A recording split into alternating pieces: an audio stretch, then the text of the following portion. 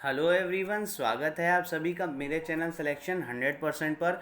तो जैसा कि आज के इस वीडियो में हम बात करेंगे टेम्परेचर मेज़रमेंट डिवाइसेस के बारे में, जैसे कि थर्मोमीटर हो गया, थर्मोमीटर के टाइप्स हो गए या और कोई डिवाइस जिससे कि हम टेम्परेचर मेज़र कर सकते हैं, उन सब की चर्चा आज के इस वीडियो में हम करेंगे। साथ ही साथ मैं ये भी बताऊंगा कि कैसे क्वेश्चन एग्ज़ाम में पूछे जाते हैं, क्योंकि मेरा वीडियो बनाने का मोटिव यही है कि उन्हीं टॉपिक को उठाऊं जिनसे एग्ज़ाम में क्वेश्चन ज़रूर से पूछे जा सकते हैं, और कैसे क्वेश्चन पूछे जाएं साथ साथ वीडियो के ये भी बताऊं। तो अगर आप मेरे चैनल पर नए हैं तो ऐसी इंपॉर्टेंट वीडियोस के लिए मेरे चैनल को ज़रूर सब्सक्राइब करें। चलिए शुरू करते हैं। सबसे पहले आता है thermometer. Thermometer generally temperature measure करता है। इससे क्वेश्चन ऐसे आता है जनरली कि temperature is generally measured by which instrument, कौन से इंस्ट्रूमेंट से हम जनरली टेम्परेचर को मेजर करते हैं। थर्मोमीटर से ऑप्शन में लगा देना है। लग तो बहुत सिंपल क्वेश्चन रहा है, लेकिन आ चुका है कई बार और आगे भी आ सकता है। हम ये तो जानते हैं कि टेम्परेचर को मेजर थर्मोमीटर से करते हैं, लेकिन क्या हमें ये पता है कि थर्मोमीटर किस प्रिंसिपल पर वर्क करता है। अगर आपसे पूछ ले एग्ज़ाम में what is the principle of thermometer, तो आप क्या लगाएंगे ऑप्शन में। तो उसके लिए ध्यान से सुनिए। ये जिस प्रिंसिपल पर वर्क करता है उसे कहते हैं expansion in volume with rise in temperature. यानी टेम्परेचर के बढ़ने के साथ जो वॉल्यूम में एक्सपेंशन होता है ना, इंक्रीमेंट होता है, वॉल्यूम में इंक्रीज होता है, उसी प्रिंसिपल पर हमारा थर्मोमीटर वर्क करता है। एक एग्जाम्पल की मदद से इसको समझते हैं। अगर एक बर्फ़ का टुकड़ा हम ले लेते हैं और उसमें हम हीट सप्लाई करते हैं अगर, तो उसका टेम्परेचर राइज होगा। जाहिर सी बात है, हीट देने पर तो टेम्परेचर जब बढ़ेगा तो वो आइस हमारा मेल्ट हो जाएगा। मेल्ट होके वो फैलने लगेगा, लिक्विड में कन्वर्ट हो जाएगा, तो उसके वॉल्यूम में एक्सपेंशन हो जाएगा, उसका वॉल्यूम एक्सपैंड हो जाएगा। तो टेम्परेचर बढ़ा, वॉल्यूम एक्सपैंड हुआ। इसी प्रिंसिपल पर हमारा वर्क करता है थर्मोमीटर। क्या नाम है, एक बार फिर दोहराते हैं। Expansion in volume with rise in temperature. Option में ये ऑप्शन को आपको लगाना है, एक्सपेंशन इन वॉल्यूम। तो ये बात हो गई इसके प्रिंसिपल की। अब हम बात करते हैं इसके प्रकार की। सबसे पहला प्रकार होता है लिक्विड थर्मोमीटर। नाम से ही इसका अर्थ समझ में आ रहा है कि इसके अंदर लिक्विड भरा हो। जिस थर्मोमीटर के अंदर लिक्विड का यूज़ करते हैं उसे हम कहते हैं लिक्विड थर्मोमीटर। मेनली दो प्रकार के लिक्विड का यूज़ हम करते हैं। एक तो हमारा मरकरी हो गया, एक हमारा अल्कोहल हो गया। देखिए, मरकरी जो होता है वो एक मेटल होता है, और मेटल जो होते हैं वो जनरली सॉलिड में फॉर्म में पाए जाते हैं। लेकिन मरकरी एक ऐसा मेटल है जो रूम टेम्परेचर पे लिक्विड के फॉर्म में पाया जाता है। ऑप्शन में जैसे मान लीजिए क्वेश्चन कभी ये भी आ चुका है, इसीलिए मैं बता रहा हूँ। तो मरकरी अगर आप अपने थर्मोमीटर में यूज़ करते हैं तो उसे हम कहते हैं मरकरी थर्मोमीटर, और अगर अल्कोहल यूज़ करते हैं तो उसे हम कहते हैं अल्कोहल थर्मोमीटर। मरकरी थर्मोमीटर से क्वेश्चन ऐसे पूछता है कि भैया मरकरी थर्मोमीटर कहाँ से लेकर कहाँ तक का टेम्परेचर मेजर कर सकती है। तो मरकरी थर्मोमीटर -39 डिग्री सेल्सियस से 357 डिग्री सेल्सियस तक का टेम्परेचर मेजर कर सकती है।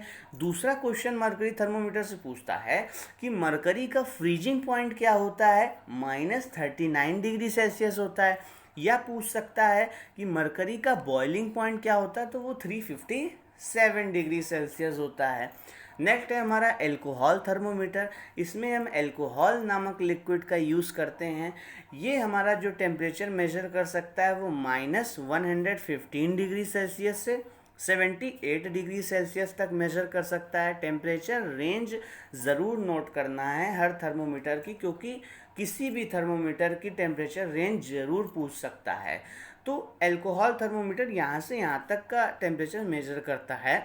मतलब अल्कोहल का जो फ्रीजिंग पॉइंट होता है वो -115 डिग्री सेल्सियस होता है, और जो बॉइलिंग पॉइंट होता है वो 78 डिग्री सेल्सियस होता है। दोनों ही थर्मोमीटर हमारे अच्छे होते हैं, दोनों का अपना अपना अलग एडवांटेज है। लेकिन जो मरकरी थर्मोमीटर होता है वो थोड़ा सिल्वरी ग्रे कलर का होने के कारण और ये गिलास से चिपकता भी नहीं, मरकरी स्टिक ना होने के कारण इससे जो हमारी रीडिंग होती है वो थोड़ी अच्छी होती है, इजी हो जाती है और एक्यूरेट रीडिंग हमें प्राप्त होती है। लेकिन मरकरी का ये अगर एडवांटेज है तो एक डिसएडवांटेज भी है कि मरकरी एक टॉक्सिक सब्सटेंस होता है, एक जहरीला पदार्थ होता है। तो इसका यूज़ करते समय हमें बहुत सारी सावधानी भी बरतनी चाहिए। वाइल अल्कोहल की बात करें तो अल्कोहल हमारा उतना जहरीला नहीं होता है, मतलब जहरीला तो नहीं होता है लेकिन हार्मफुल ज़्यादा नहीं होता है। ये मरकरी से लेस हार्मफुल होता है, तो इसको ईजिली हम हैंडल कर सकते हैं। लेकिन अल्कोहल जो होता है वो रेड कलर का होता है, इसीलिए थोड़ा रीडिंग में हमें थोड़ा टाइम लगता है और हो सकता है एक्यूरेट रीडिंग भी हमें प्राप्त ना हो। तो ये तो हो गई मरकरी थर्मोमीटर और अल्कोहल थर्मोमीटर की बात। कैसे क्वेश्चन आएगा ये भी मैंने आपको बताया। अब हम चलते हैं लेबोरेटरी थर्मोमीटर की तरफ। लेबोरेटरी थर्मोमीटर का मतलब होता है जिस थर्मोमीटर का यूज़ हम लैब वगैरह में करते हैं, लेबोरेटरीज़ में करते हैं, उसे हम लेबोरेटरी थर्मोमीटर कहते हैं। टेम्परेचर रेंज मैंने कहा ज़रूर नोट करिएगा। लेबोरेटरी थर्मोमीटर -10 डिग्री सेल्सियस से 110 डिग्री सेल्सियस के टेम्परेचर को मेज़र करता है। इसके बाद आते हैं क्लिनिकल थर्मोमीटर पर। क्लिनिकल थर्मोमीटर का मतलब होता है वो थर्मोमीटर जिसका यूज़ हम अपनी बॉडी के टेम्परेचर को मेज़र करने के लिए करते हैं, उस थर्मोमीटर को हम क्लिनिकल थर्मोमीटर कहते हैं, जो डॉक्टर्स के पास क्लिनिक वगैरह में ज़्यादातर देखे जाते हैं।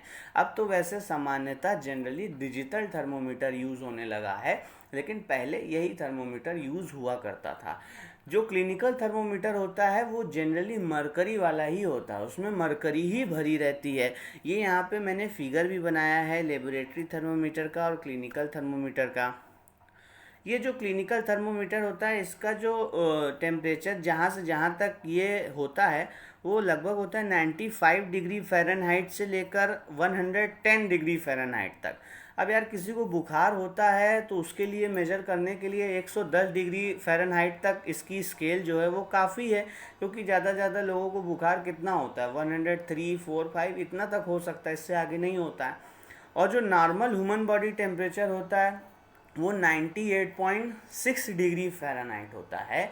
बहुत बार एग्ज़ाम में क्वेश्चन आता है कि ह्यूमन बॉडी टेम्परेचर नॉर्मल वाला कितना होता है। फ़ारेनहाइट में 98.6 होता है और सेल्सियस में 37 डिग्री सेल्सियस होता है।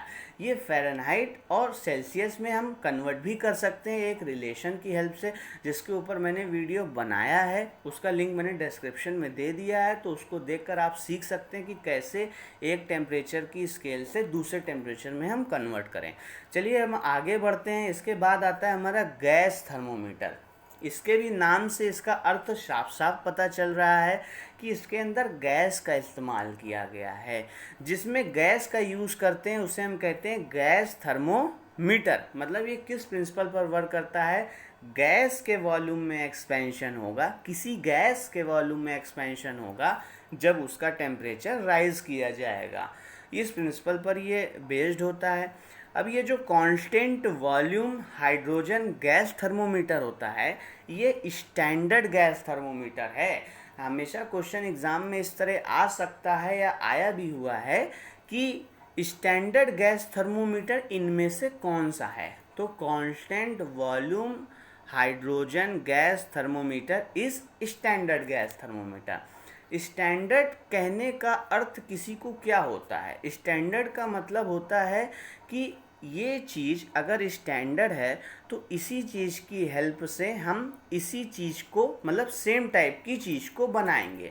मतलब कि जिसकी हेल्प से आप दूसरी चीज़ों को बनाते हैं या उसका यूज़ आप दूसरे चीज़ों के कैलिब्रेशन वगैरह में, मेकिंग वगैरह में करते हैं, उसकी हेल्प लेते हैं, तो उस चीज़ को आप स्टैंडर्ड कहते हैं।